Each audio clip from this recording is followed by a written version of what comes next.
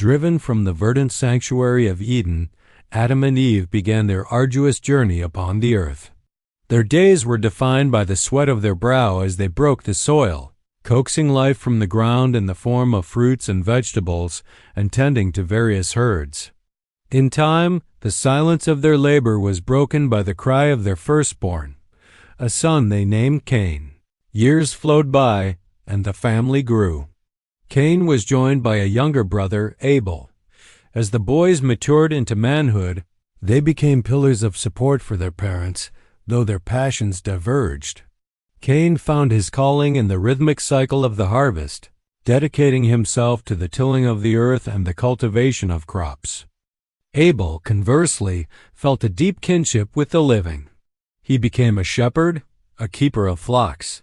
Abel was a youth of rare spirit, gentle, pleasant, and deeply affectionate even toward the creatures in his care. Yet, in the shadow of this warmth, a bitter seed took root. Within Cain's heart grew a dark, unhealthy sense of rivalry, a resentment not unlike the jealousies that fracture so many families today. While Abel moved through the world with a spirit of profound generosity, honoring God, his parents, and his brother with equal sincerity, Cain's heart grew distant. One day the time came for them to present their offerings. Abel brought the very best of his flock, a robust, healthy goat. Kneeling in reverence, he prayed, "Yahweh, my Lord, please accept this humble offering. I thank you for the abundance of these flocks.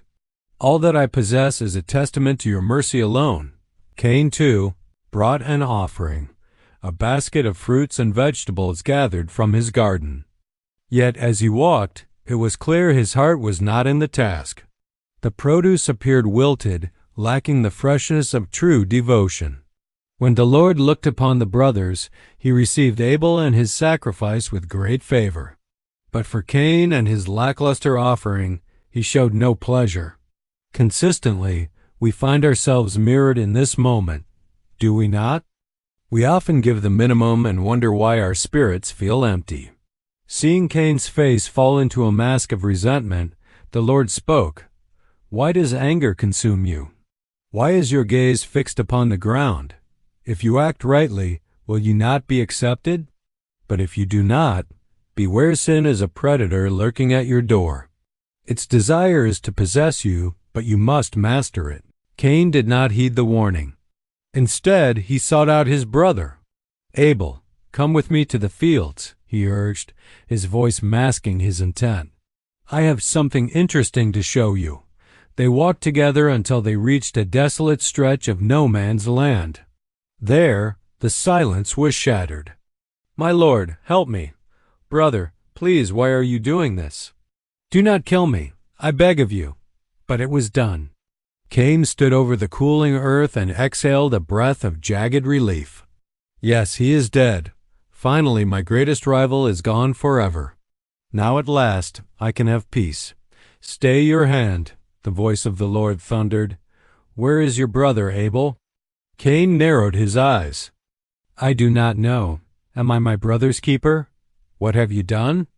The Lord replied, "The blood of your brother cries out to me from the very soil. Because of this, you are cursed from the ground that opened its mouth to drink your brother's blood. When you till the earth, it shall no longer yield its strength to you.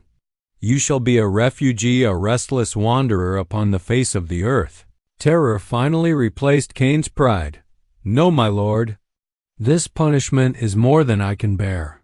You have driven me from the fertile soil and hidden your face from me. I will be a fugitive. Anyone who finds me will surely kill me. Lord, have mercy." "You have finally acknowledged your guilt," the Lord observed, "but the consequence remains. However, I shall grant you this. Should anyone kill you, they shall suffer a vengeance 7 times greater than your own." Lord placed a mark upon Cain, a sign of protection so that no traveler would strike him down. And so, Cain departed from the presence of the Lord, settling in the land of Nod, east of Eden. This is the story of Cain and Abel, the chronicle of the first crime ever committed. And yet, friends, it is a story that repeats every hour of every day in the world around us. We are all children of the same Creator. If that is true, shouldn't we care just a little more for our siblings?